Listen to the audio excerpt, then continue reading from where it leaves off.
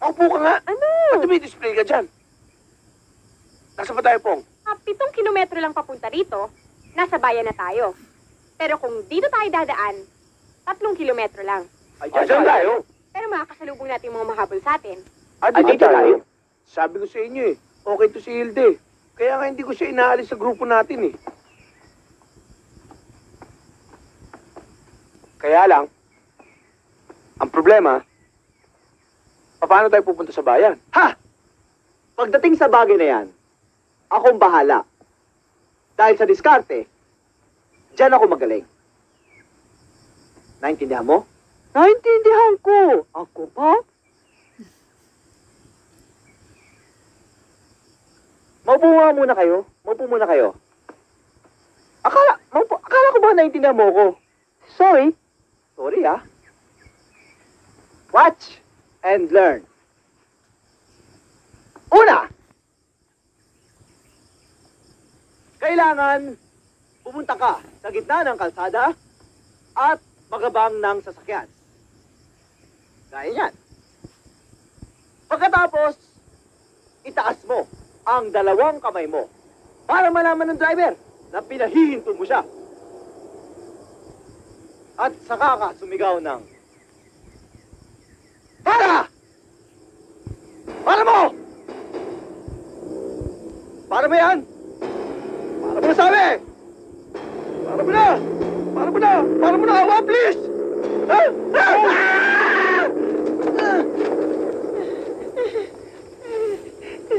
Mando! Akala ko ba pagdating sa diskarte, eh, diyan ka magaling? Parang nawalan yata ng preno eh. Nawalan ng preno? Puro ka kasi daldal. Hawakan mo to. Manood ka, ha? Manood na rin kayo. Alam mo. Oh.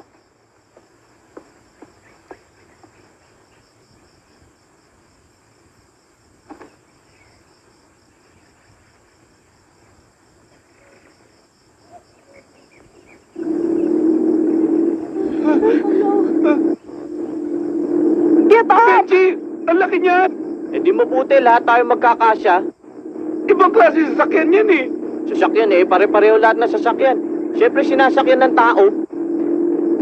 Alika dyan, Benji! Ang bihira naman kayo, oh. Ang laki nga!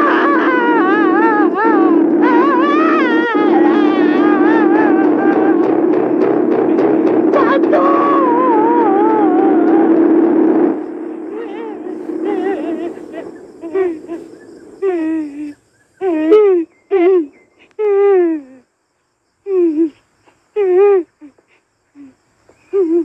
Ikaw ang bahala. Pasalamat ka, di ka nasagasaan. Are you okay, Benji?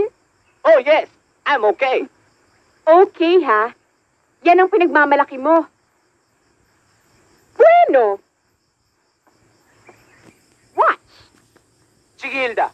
Ipakita mo sa kanila na kaya mong pahinto ng kahit anong klaseng sasakyan. Thank you, Mando.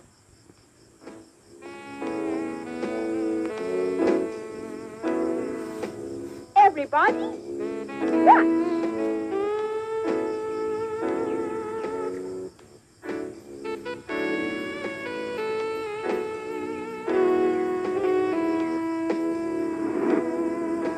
Sabi sa inyo, wala kayong dalawa talaga eh.